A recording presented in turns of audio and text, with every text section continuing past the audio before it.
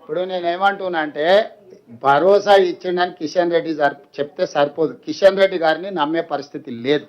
కిషన్ రెడ్డి గారి ఇంటిగ్రిటీనే big question.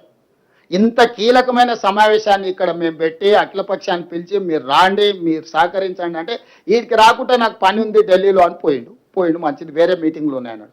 వేరే మీటింగ్లో ఉన్నాయన రేపు పొద్దుగాల మేము జలశక్తి మినిస్టర్ని కలిసి ఉంది మాతో కలిసిరా అంటే ముందుగాలనే పోయి ఆయనకు వాళ్ళు ఏమొచ్చినా వాళ్ళకి ఏం మాట ఇయ్యకు, ఇది కట్టుకొని చంద్రబాబు నాయుడు కట్టం పోతే నా మంత్రి పదవి అవుతాయి. ఎందుకంటే ఇప్పుడు మోడీ గారు చంద్రబాబు నాయుడు మద్దతు ఉపసంహరించుకుంటే మోడీ ఉండడు, మోడీ దిగిపోతే కిషన్ రెడ్డికి ఉద్యోగం ఉండదు. Simple formula. కేటీఆర్ గారు చెప్పుంటారు, అరే నువ్వు పోయి చెప్పిరాపో లేకపోతే లేదో పరిష్కరించేటట్టు ఉన్నారని. ఇప్పుడు కిషన్ రెడ్డి గారికి ఇక్కడ తెలంగాణ రాష్ట్రానికి రావడానికి పోవడానికి 2 గంటలు ఫ్లైట్లో ఇక్కడికి రావచ్చు, 4 గంటలకు మీటింగ్ అడ్రస్ చేయొచ్చు, మళ్ళీ 6 గంటలకు ఢిల్లీకి వెళ్ళిపోవచ్చు.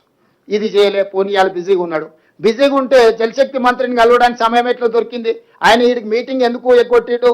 నాకు వేరే మీటింగ్లో ఉన్నాయి ఢిల్లీలో, ప్రీఆక్యుపైడ్ బిజినెస్లో ఉన్నా నేను, ఐ కెనాట్ కమ్ అన్నాడు. Okay fine. కేంద్ర మంత్రి నిజంగానే ముందస్తుగా మేము 4 రోజుల ముందు చెప్పినాం, 4 నెలల ముందు చెప్పేది ఉండనేమో తెలియదు. వారు వేరే కార్యక్రమాలలో వారు బిజీగా ఉన్నారంటే అర్థం చేసుకుంటా. మరి ఏ రకంగా జలశక్తి మినిస్టర్ దగ్గరికి పోయిండు, సమయం ఎట్లా తీసిండు? దీన్ని బట్టి ఆయన చిత్తశుద్ధి ఏంది? ఆయన పోయి లోపల సీక్రెట్గా ఏం చెప్పిండు ఎవరు చెప్పాలా? ఏం మాతో పాటు వస్తే ఆయన కిరీటం పోతుందా? ఏం పోతుంది? ఇప్పుడు మేము రేపు పొద్దున్నే వస్తున్నాం కదా, ఈ ఒక్క రాత్రే కదా, ఈ ఒక్క రాత్రినే మొత్తం కొంపలని కూలిపోతుండేనా? రేపు పొద్దుగాల మాతో పాటు వచ్చి కూర్చొని బలంగా బలగుద్ది కిషన్ రెడ్డి వాదించుంటే మేమే బయటకు వచ్చి అరే కిషన్ రెడ్డి గారు అద్భుతంగా తెలంగాణ కోసం కొట్లాడిన ఆయన మేమే చెప్తాం కదా. ఎందుకు మాకంటే ఒక రోజు ముందు పోయి సీక్రెట్గా జలశక్తి మంత్రిని కిషన్ రెడ్డి గారు కలిసిండ్రు? దీని రహస్యం ఏంది? దీన్ని బట్టి ఇప్పుడు హరీష్ ఏమో అబద్ధాలు చెప్తాడు, కిషన్ రెడ్డి ఏమో పరోక్షంగా సహకరిస్తాడు. పార్లమెంట్ ఎన్నికలల్లో వీళ్ళు అవయదానం చేసి వాళ్ళకి 8 సీట్లు ఇచ్చారు. ఇప్పుడు వాళ్ళ సాగు బతుకుల మధ్యలో ఉన్నారు. వాళ్ళని బతికించడానికి తెలంగాణ సెంటిమెంట్, నీళ్ళ సెంటిమెంట్ వాళ్ళ చేతి కాగితం ఇవ్వాలని కిషన్ రెడ్డి అన్ని రకాలుగా తెలంగాణకు ద్రోహం చేస్తున్నాడు. ఇప్పుడు వీళ్ళు అవయదానం లేకపోతే వాళ్ళు 8 సీట్లు ఎన్నికలు వస్తాయి. ఆ అవధానం చేసి వాళ్ళని బతికించినందుకు ఆయన తిరిగి రుణం చెల్లించుకోవాలని ఈ నీళ్ళ సెంటిమెంట్ను రగల్చి వాళ్ళని బతికించాలనే ప్రయత్నం చేస్తుండు.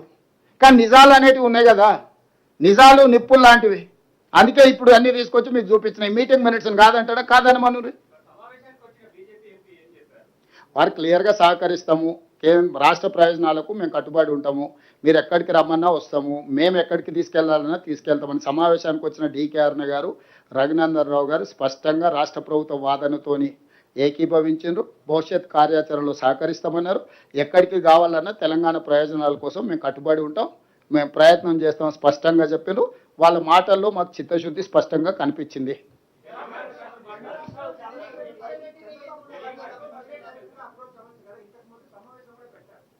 అవునే, ఇది ప్రభుత్వం అధికారిక కార్యక్రమం. నువ్వు మా ఇంట్లో ఫంక్షన్, మీ ఇంట్లో ఫంక్షన్ ఉంటే నువ్వు నేను మాట్లాడుకోవచ్చు. ఇది అధికారికంగా ఏర్పాటు చేయాల్సింది. ఫిర్యాదు చేస్తున్నాము. ఆర్బిట్రేటర్ ఎవరు?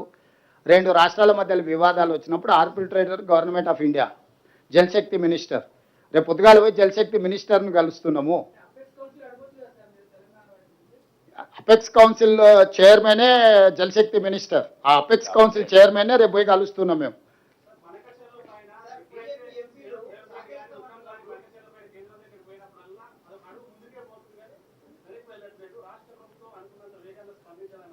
ఎవరంటారు?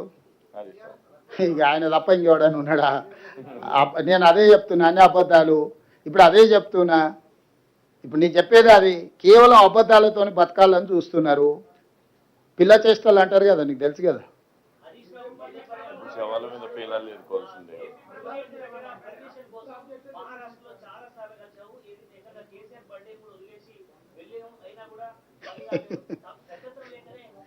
నరేందర్, ఇట్లాంటి అబద్ధాలతో ఎక్కువ కాలం బతకలేరు.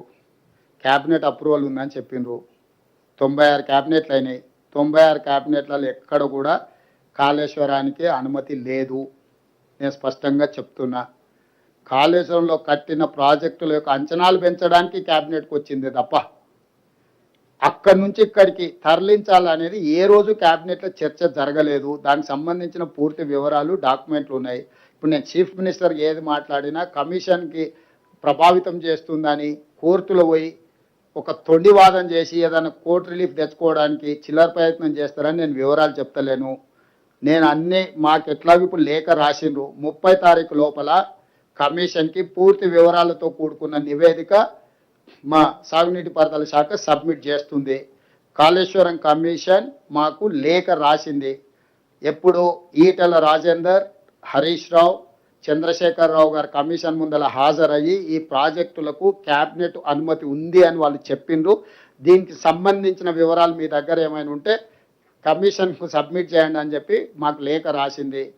దాని నేపథ్యంలో 30 తారీఖు లోపల పూర్తి వివరాలతో కూడుకున్న అన్ని ఆధారాలను కమిషన్కు అందజేయడం జరుగుతుంది. వాళ్ళు చెబుతున్న అబద్ధాలు కమిషన్ ముందల తేటతెల్లం చేస్తాము. ఇంకా